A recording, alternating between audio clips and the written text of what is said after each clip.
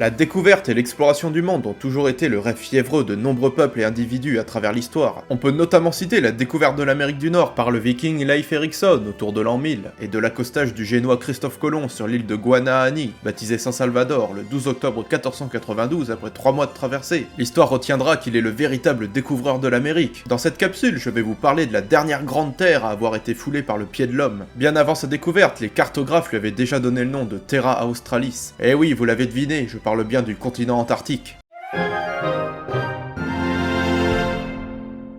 Salut les jeunes, je suis Tillinghast et aujourd'hui on va crapahuter sur un désert de glace. L'histoire du célèbre continent blanc remonte à l'Antiquité. Ce sont les anciens savants grecs comme Parménide qui ont émis l'hypothèse d'un immense continent en faisant contrepoids aux masses continentales de l'hémisphère nord. Cette fabuleuse terre est alors nommée Antarcticos, mot formé des termes grecs anti, qui signifie l'opposé, et arctos, qui a donné arctique, et qui signifie l'ours, car la constellation indiquant le nord est la petite ours. Ce continent apparaît sur certaines cartes depuis le XVIe siècle, comme la mythique carte de Piri-Reis. Oui je sais, je vous en parlerai dans une vidéo du samedi. Alors que personne n'avait clairement vu les terres australes, le premier aperçu officiel de l'Antarctique est attesté à la date du 21 janvier 1820, soit 3 siècles plus tard. C'est le capitaine de la marine impériale russe, Fabian Gottlieb von Bellingshausen, qui aperçoit les premiers champs de glace. Le premier homme à avoir foulé le sol du nouveau continent est le capitaine américain John Davis, à bord de son navire de chasse aux phoques le Cecilia. Il aurait accosté dans la baie de Hughes le 7 février 1821. Le 21 janvier 1840, ce sont des explorateurs français menés par Jules Dumont d'Urville